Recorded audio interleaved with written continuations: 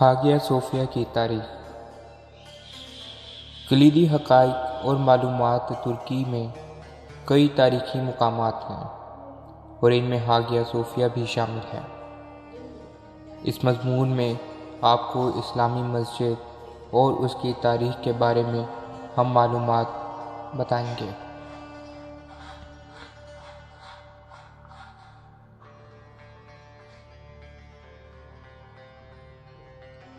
آیا صوفیہ یا ہاگیا صوفیہ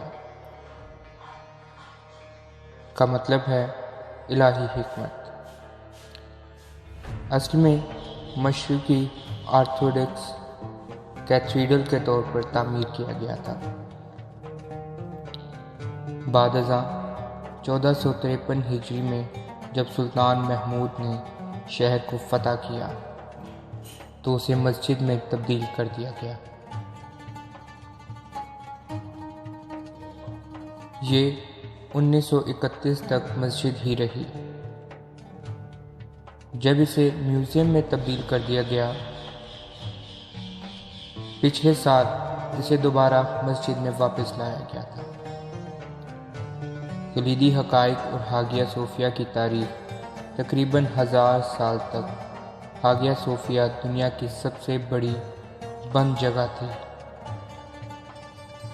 اور اسے انجینئرنگ کا کمال سمجھا جاتا تھا۔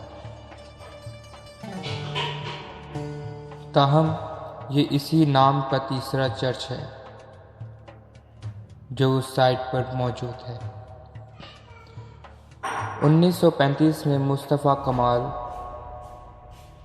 ترک نے اس عمارت کو میوزیم میں تبدیل کر دیا، تاہم انہیں جدید ترکی کا بانی سمجھا جاتا تھا۔ نماز کے لیے قالین کو ختم کر دیا گیا اور مسیح وقت کے موزیک کو ڈھانچنے والے پلاسٹر کو صاف کر دیا گیا۔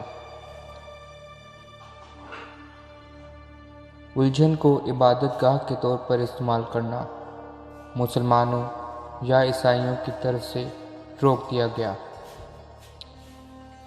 بہرحال 2006 سے ترک حکومت نے مسلم اور عیسائی تاریخی مرکز کے عملے کے لیے دعا کے لیے ایک جگہ کے طور پر غیر متوقع کے اندر ایک چھوٹے سے کمرے کو استعمال کرنے کی اجازت دے دی۔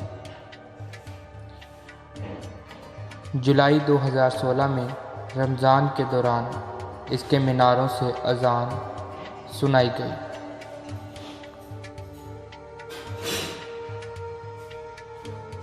اذان کے ذریعے پہلی دوڑ کافی دیر میں لائی گئی۔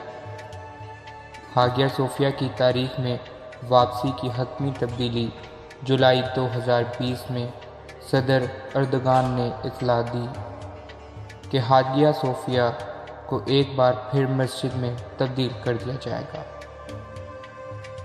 ایک عدالت کے فیصلے کے بعد ہو رہا تھا، جس نے دریافت کیا کہ اس کی نمائش حال میں تبدیل غیر قانونی تھی،